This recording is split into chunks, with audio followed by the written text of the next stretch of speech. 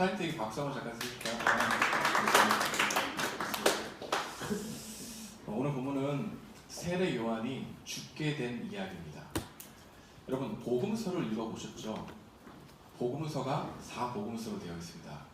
마태, 마가, 누가, 요한, 그죠? 근데 이 마태, 마가, 누가를 공관복음서라고 얘기합니다. 공관복음서란 공통된 관점으로 함께 본다라는 의미를 가지고 있어요. 가장 먼저 쓰여진 책이 마가복음입니다. 마가복음을 보고 더 구체적으로 쓴 책이 마태복음입니다. 근데 마가는 종으로 오신 예수님을 강조했다면 마태복음은 왕으로 오신 예수님을 강조했습니다. 그거와 달리 차례대로 근원부터 쓰기를 원했던 사람이 누가입니다. 그 누가는 예수님의 어린 시절부터 써 내려가죠. 근데 공통된 관점이기 때문에 같이 볼 때 더 풍성한 의미를 가지고 있겠죠. 근데 공통된 관점으로 시작하는 마태, 마가, 누가의 또 다른 공통된 특징이 하나 있습니다. 그것은 세례 요한의 이야기를 가장 먼저 배치했다는 겁니다. 여러분 성경에서 세례 요한의 위치는 매우 중요합니다. 세례 요한이 한 일을 강조하기보다는 세례 요한이 먼저 와서 주님의 길을 예비하는 것이 성취가 돼야 그 다음이 예수님이 나올 수 있기 때문입니다. 무슨 얘기냐면 구약 말라기에 한 선지자가 와서 주의 길을 예비할 것이다 라고 하는 예언이 있습니다. 근데 그 예언을 성취한 게 누구냐? 세례 요한이었던 겁니다. 그러니까 구약에서 계속해서 예언되었던 그 말씀들이 이 초대교회 당시에 성취되고 있다는 것을 가장 잘 증명해 주는 게 누구라고요? 세례 요한이었다는 겁니다. 그래서 마가복음에 보게 되면 세례 요한의 이야기를 써 내려가는데 세례 요한이 어떤 사람인지를 써 내려가는 게 아니라 세례 요한이 잡혔다라는 이야기를 먼저 하고 있습니다. 우리 마가복음 1장 14절 함께 읽어보도록 하겠습니다. 시작! 요한이 잡힌 후 예수께서 갈릴리에 오셔서 하나님의 복음을 전파하여. 요한이라는 것은 세례 요한이죠. 세례 요한이 예수께서 잡힌 후에라고 얘기하죠. 그리고 그 잡힌 후에 어떠한 일이 있었는가를 오늘 본문이 소개를 하고 있다는 겁니다. 그러니까 세례 요한의 운명이 오늘 본문에 그려지고 있다는 것이죠. 여러분 이 세례 요한이 잡았는데 그 잡은 사람을 헤롯이라고 얘기합니다. 여러분 헤롯은 헤롯 대왕이 있고 헤롯의 아들 안티파스가 있습니다. 그리고 또 헤롯의 안티파스의 이복 동생인 헤롯 빌립이 있습니다. 헤롯 대왕이 다 해먹는 거예요. 헤롯 대왕이 빌라도라고 하는 총독에게 뇌물을 주어서 분봉왕 자리를 찾습니다. 지금의 분봉왕이라고 하면은 경기도지사, 인천지사 한 정도의 자기의 일괄 구역을 통치할 수 있는 권한을 누구에게 부여받냐면 빌라도라고 하는 총독에게 부여받습니다. 그래서 통치할 수 있게 되는 거야. 그 중에 헤롯 안티파스가 세례 요한의 관할 구역의 왕이었던 겁니다. 그런데 그를 잡았게 되었어요. 왜 잡았느냐? 세례 요한이 옳은 소리를 했기 때문입니다. 어떤 일이었냐면 헤롯 안티파스가 자신의 아내 아라비아와 왕 아답다의 딸과 결혼했는데 그 아내가 너무 못생겼다라고 하는 이유로 이혼합니다. 여러분 죄송합니다. 이거 있을 수 없는 일이죠, 그죠? 어떻게 이렇게 못생긴 사람이 어디 있습니까? 다 특별한 사람들이지, 그지? 근데 못생겼다는 이유로 이혼한 겁니다. 그런데 이혼한 이유가 못생겼다는 것 핑계예요. 왜냐하면 헤롯 빌립이라고 하는 이 이복 동생의 아내 헤로디아가 너무나 이뻤던 겁니다. 그래서 그 너무나 이쁜 헤롯 이 빌립의 아내 헤로디아를 이 헤롯 안티파스가 찌르기 시작합니다. 자, 유혹하기 시작하죠. 여러분 그렇다면 헤로디아가 볼 때는 그때는 정략 결혼이 많았거든요. 그럼 헤롯 빌립보다 헤롯 안티파스가 형이니까 권력이 더 많았겠습니까? 적었겠습니까? 많았겠죠. 헤로디아도 똑같이 높이 올라가고 싶어하는 마음이 있었을까 없었을까요? 있었겠죠. 그래서 헤롯 빌립을 버리고 헤롯 안티파스와 불륜의 관계를 지으게 된 겁니다. 근데 모든 사람들이 그 이야기를 알고 있었어요. 근데 그 누구도 그 앞에서 그 얘기를 할 수 없었습니다. 그런데 그 한 사람 세례 요한이 계속해서 군중들 앞에서 헤롯 안티파스가 잘못된 그것을 이야기했다는 겁니다. 우리 18절에 나와 있나요? 17절인가요? 18절인가요? 자, 함께 읽어보겠습니다. 시작! 전에 헤롯이 자기 동생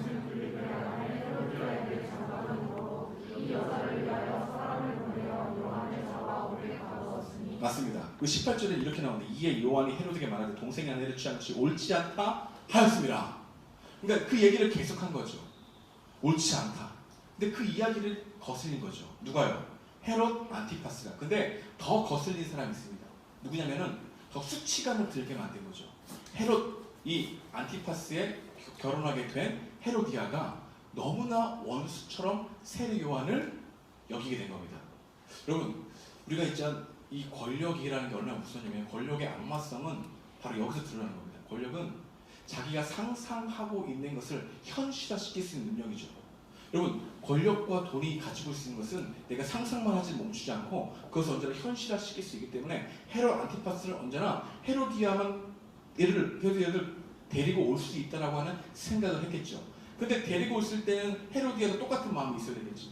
헤로디아도 헤롯 안티파스랑 결혼하게 되면 권력을 가질 수 있다고 생각했습니까? 없겠습니까? 했겠죠. 그런데 그들이 이것이 잘못이라는 것을 몰랐을까요? 알았을까요? 알았다는 겁니다. 왜냐하면 율법이 철저하게 흘러가고 있는 그때에 율법에 보게 되면 레위기 18장에 내 형제의 아내를 범하지 말라라는 얘기가 분명히 있거든요. 그런데 이 둘 다 그것을 무시한 겁니다. 그 이유는 권력이 하나님의 말씀보다 위에 있기 때문입니다. 자신이 할 수 있는 것이 하나님의 말씀보다 위에 있기 때문에 그들은 양심을 무시하게 되어버리는 거죠. 여러분, 우리가 힘이 과하면 양심과 말씀을 거슬리기가 쉽습니다. 여러분, 우리가 자아가 너무 강하면 하나님의 말씀보다 내가 하고 싶어 하는 대로 선택하기를 너무나 좋게 한다는 것이죠. 여러분, 내 자아가 얼마나 강하면은 하나님은 계속해서 명령을 통해 얘기하셨을 거예요. 그럼 명령은 내 자아가 그토록 강하다는 것을 우리에게 드러내 보이긴 명령이었거든. 하나님은 명령을 다 지켜야 구원한다는 얘기를 하시지 않습니다. 명령은 우리가 죄인이라고 깨닫게 되죠. 어떤 죄인? 양심에 거슬려서 하지 말아야 될 것을 하게 만든다는 것을 드러내 보이는 게 말씀이었다는 겁니다. 근데 이 헤롯 안티파스는 하나님의 말씀을 즐겨 들었음에도 불구하고 자신의 욕망의 힘을 하나님의 말씀보다 더 사랑하게 되었던 거죠. 근데 중요한 건 여기 있습니다. 그 옆에 제사장들과 그 옆에 많은 종교 지도자들이 있었다는 거예요. 왜냐하면 헤롯 안티파스는 유대인 사람이 아닙니다. 유대인의 피가 흐르고 있지만 더 정확히 말하면 이방 사람입니다. 그래서 자신의 정체성과 정당성을 부여하기 위해서 언제나 율법을 사로잡고 율법을 지키고 성전을 쌓았거든요. 여러분, 성전을 쌓은 이유는 정말로 하나님을 사랑해서일까요? 아니면은 정치적으로 유대인들을 이용하기 위해서일까요? 이용하기 위해서 성을 쌓죠. 계속해서 그렇게 권력을 이기고 있는데 말씀을 모르는 게 아니라는 거예요. 그런데 그 누구도 옆에서 종교 지도자들, 바리새인들과 서기관들은 옳지 않다라는 이야기를 하지 말았어요. 왜 그런 줄 아십니까? 지킬 게 많았기 때문입니다.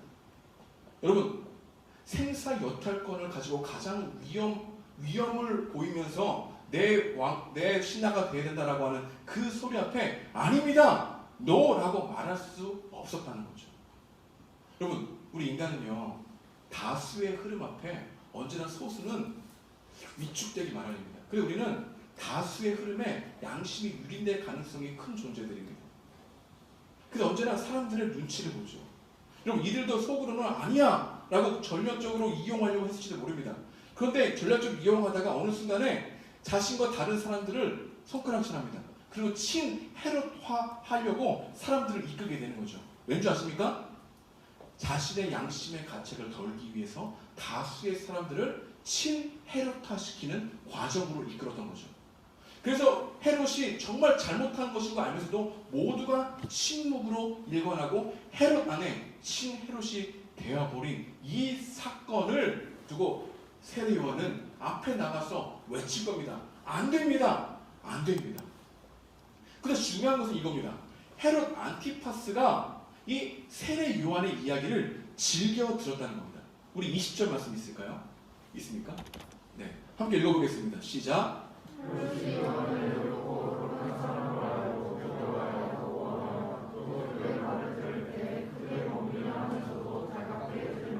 제가 밑줄 게 있죠. 크게 번민을 하면서도 달갑게 들이밀어라. 여러분, 이거 우리 식으로 해석해 보겠습니다. 말씀을 들었어요. 찔림을 받아. 그리고 크게 번민해. 아, 그래, 내가 잘못했지. 그리고 말씀을 내 마음 가운데 새기려고 해. 근데 예배당 밖으로 딱 나갔는데 말씀이 생각나지 않아. 오히려 내 말씀이 이 앉아서는 들었지만 세례 요한이 말했을 때는 아 그래 내가 잘못했지 돌이켜야 되겠다고 생각했지만 세례 요한이 없을 때에는 다시 자신의 욕망이 계속해서 올라와 그 말을 무시해버린 거죠. 후회를 하는데 진짜 돌이킬 마음이 없는 그 상태가 누구였냐면 헤롯 안티파스였다는 겁니다. 헤롯 안티파스는 하나님의 말씀을 크게 번민을 하면서 즐겨 들었고 달갑게 들었지만 실제적으로는 돌이키지 않았던 사람이라 말하고 있는 것이죠. 여러분 양심의 찔림을 받았지만 이 양심의 찔림을 그냥 예배당 밖에 나가면 내버려 두고 흐려지게 만들게 했던 장본인이 헤롯 안티파스였다는 거죠. 마가는 이 이야기를 하기에 앞서 마가복음 4장에 이런 얘기를 했습니다. 함께 읽어보겠습니다. 시작.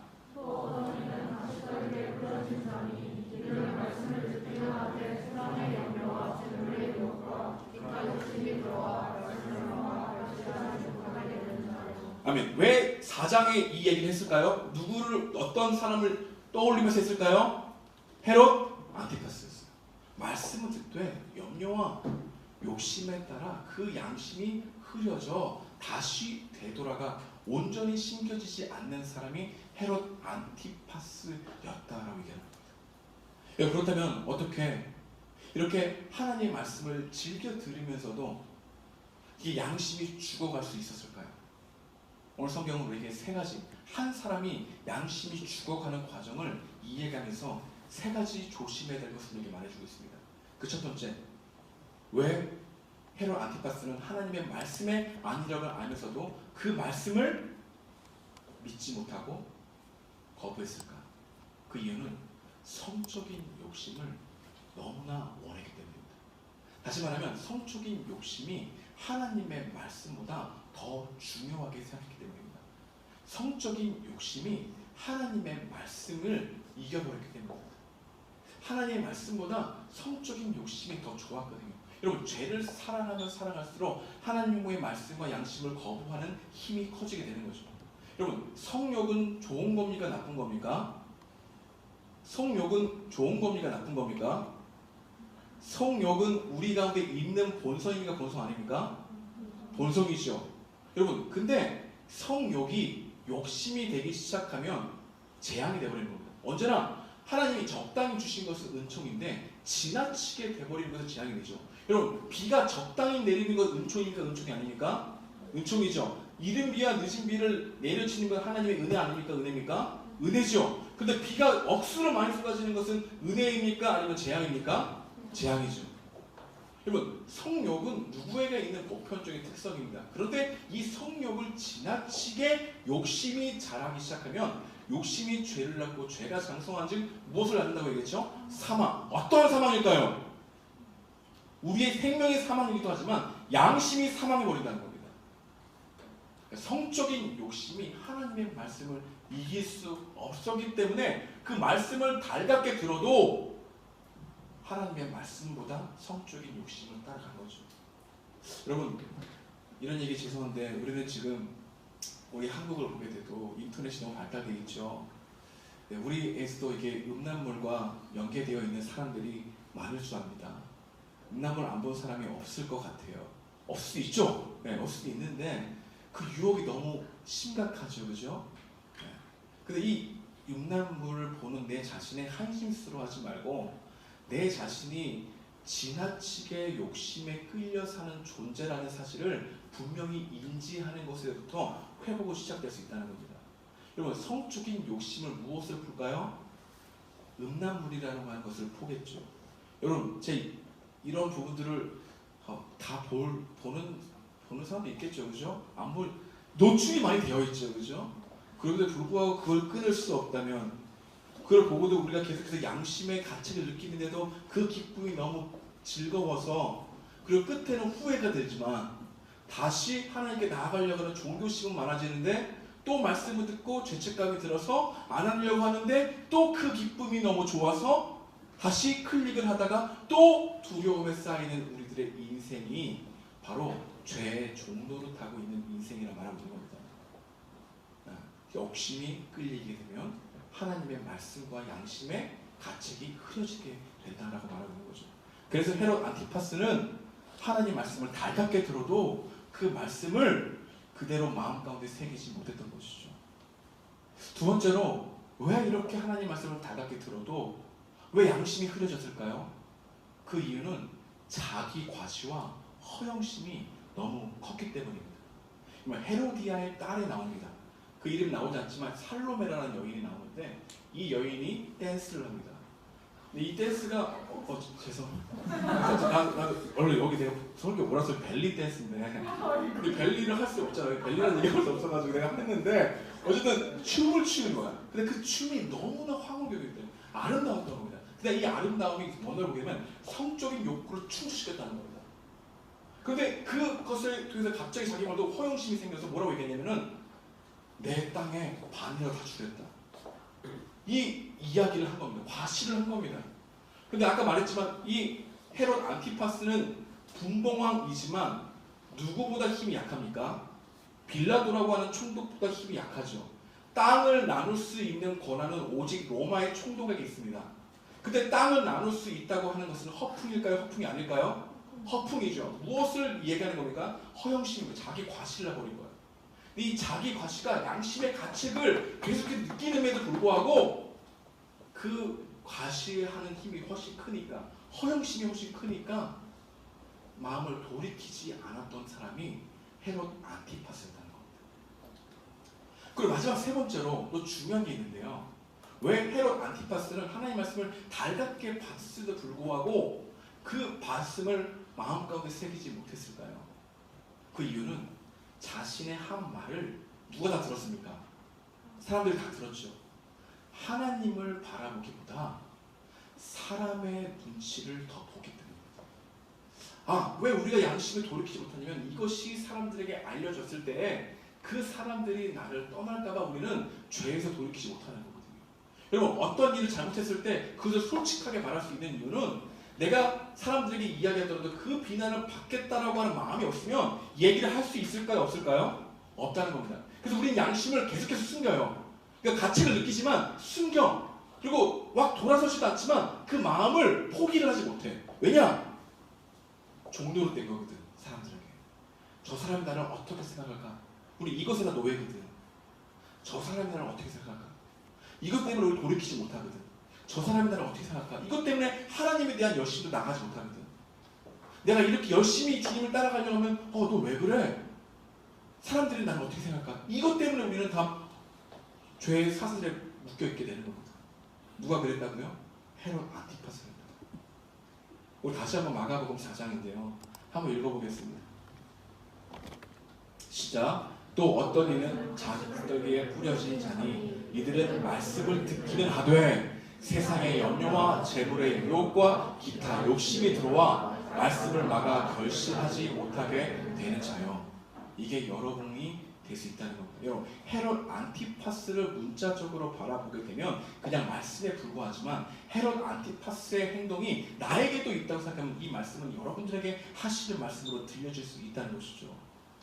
말씀을 적용하기 원합니다. 오늘 우리에게 주시는 말씀은 양심의 가책을 가볍게 여기지 말라는 겁니다. 여러분, 양심은 하나님께서 우리에게 치는 북소리라는 거예요. 여러분, 양심이라는 뜻을 살펴보게 되면 함께 본다는 뜻을 가지고 있습니다. 내가 알죠. 내 마음이 압니다. 그리고 이 죄성을 누가 알까요? 하나님이 아신다는 뜻을 가지고 있어요. 그래서 바울은 이 그리스도인들의 변화된 삶의 가장 핵심은 반복적으로 죄를 짓는 것이 끊어지게 되는데 그 이유는 하나님의 하시는 이 말씀의 이야기와 양심의 이야기를 더 깊게 귀담아 듣기 때문이라고 얘기합니다. 우리 함께 로마서 말씀 한번 2장인데요. 함께 읽어보겠습니다. 시작. 이런 일들은 그 양심이 증거가 되어 그 생각들이 서로 혹은 고발하며 혹은 변명하여 그 마음에 새긴 율법의 행위를 나타내느니라. 양심이 증거가 되어. 여러분, 아담과 하와가 선하게 알게 하는 지식을 생각하고 자신이 원하는 걸 선택했을 때 양심이 발동했을까 안 했을까요? 했을 겁니다. 그래서 이 이유가 뭐냐면은 하나님께 부를 때 어디에 숨습니까? 나무 뒤에 숨지요. 그냥 처벌에 대한 두려움이 있다는 것 자체가 양심에 대한 가책을 느끼고 있다는 게 없다는 거예요. 느끼고 있다는 거죠. 여러분, 이 다윗이 밧세바를 자기로 이끌어 갔을 때 양심이 발동했을까 안 했을까요? 했다는 겁니다. 여러분, 우리가 가룟 유다가 은 30에 예수님을 팔 때 양심의 가책이 있었을까요? 없었을까요? 있었겠죠. 여러분, 빌라도가 아닌 걸 알았음에도 불구하고 재판을 할 때 예수님을 넘겨줄 때 양심의 가책이 있었을까 없었을까요? 있다는 거예요. 여러분, 모든 죄는 양심의 가책이 흐려져서 그런 거지 반드시 발동하게 되었다는 겁니다. 여러분, 양심은 하나님이 우리에게 돌이키라고 하는 경보 사인이라고 얘기하고 있는 것이죠.